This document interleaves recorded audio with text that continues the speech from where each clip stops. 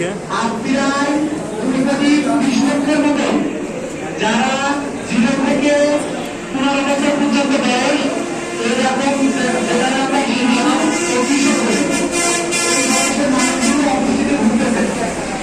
যেটা এই 18 কোটি টাকা দিয়ে প্রতিদিন আপনি 7,000 মানুষকে আপনি 1 গ্লাস দুধ একটা করে ডিম দিয়ে তাদেরকে পুষ্টি সম্পূর্ণ করে দেওয়া যায়, মানে তাদের অফিস থেকে পুষ্টিকে লাভ করা যায়। তো আমরা আমাদের দায়িত্বটা কথা বুঝতে পারছি আমরা আজকে সারা বাংলাদেশে এভাবে বাংলাদেশ জামাত ইসলামী যুব বিভাগের মাধ্যমে তারা এই সচেতনতা তৈরির জন্য এভাবে ডেকে এনে ভাইদেরকে সম্মিলিত করে তাদেরকে জ্ঞানের ভান্ডার সমৃদ্ধ করে তাদেরকে ছেড়ে দিচ্ছে